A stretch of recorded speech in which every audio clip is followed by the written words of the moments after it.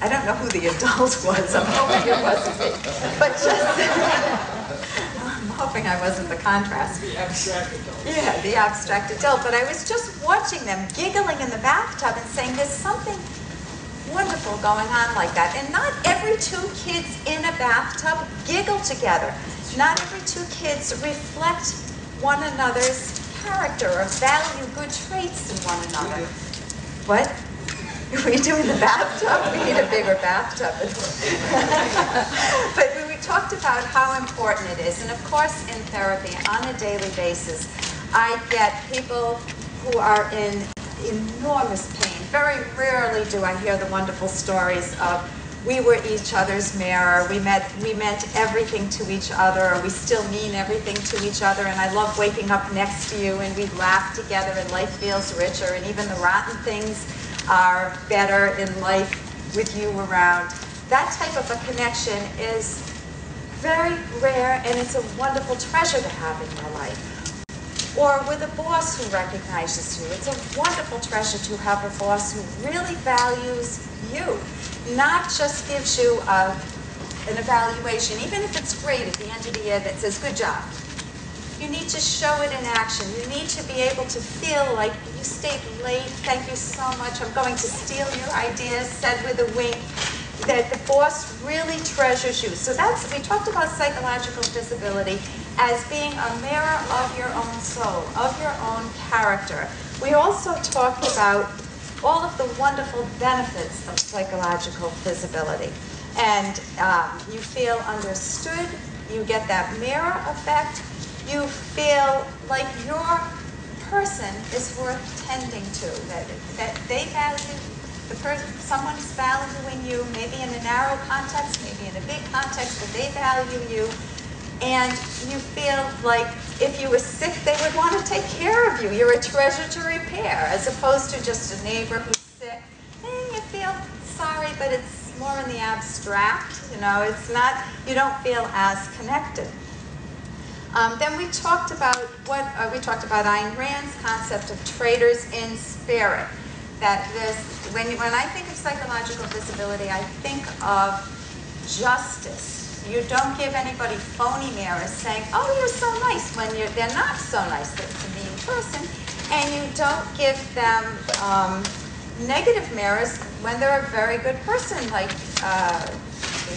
Hank going home to his family, his mother or Philip or Lillian. You know, that's not fair. You want accurate mirrors, and you want the accurate mirrors, clear mirrors, and you want the traitor principle. You're seeing one another in a relationship, of course, and the justice. So I think of the traitor principle and justice as two key words that we were looking at yesterday. We talked about cruel mirrors, how altruism destroys everything. Right from the get-go, because it destroys what? What does altruism destroy? It destroys yourself. You have premises, these awful premises that you may not be fully aware of, and of course people have mixed premises, so they sometimes feel good about themselves, but sometimes they feel totally unlovable. Sometimes they feel totally worthless. And we talked a little bit about cognitive therapy and how cognitive therapy has identified a lot of key premises about yourself. You can't have a good relationship with someone else if you don't think you're lovable. If someone else says, hey, you're lovable in this particular context, even if it's a narrow context, you'll say, no, I'm not to them. So you need to clean up you need to track your own premises. When you hear yourself when you feel the pain, try to form the words, what am I feeling? And we also talked about how to rescue yourself. So altruism attacks self-esteem. It attacks good relationships with other people because you're not going to feel worthy of having a good relationship with them. We'll do a little bit on that today, or we'll talk a little bit more about that today also. And then we talked about how to rescue yourself, because in order to feel visible, you first need to feel visible with yourself. And with the worksheets, these were worksheets that you can do in private that I gave you. For people who weren't here yesterday, if you see this one with the bullseye, It's an into-me-see circle, an intimacy circle.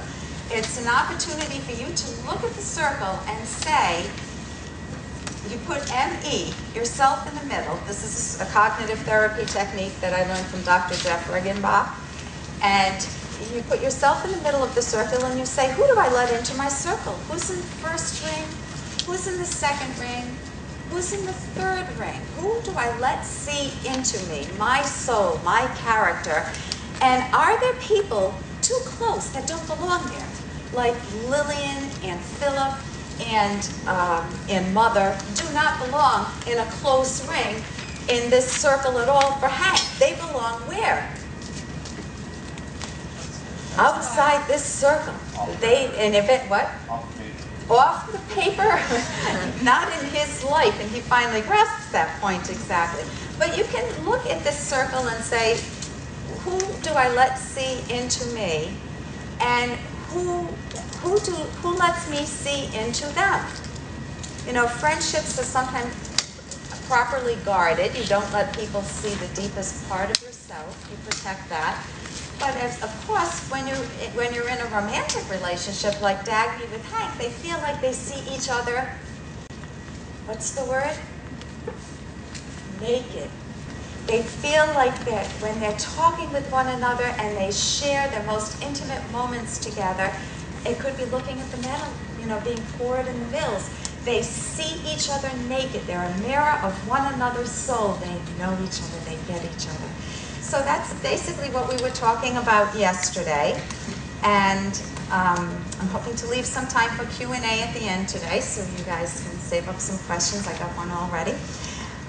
And we left off talking about, okay, how do you go about rescuing yourself? Now this would take many, many courses to go into the detail that I would love to go into, so I'm giving you an indication of how to rescue yourself.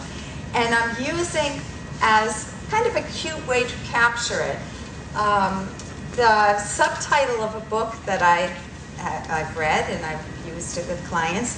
The book is called The Beck Diet Book, but I love this subtitle, Train Your Brain to Think Like a Thin Person.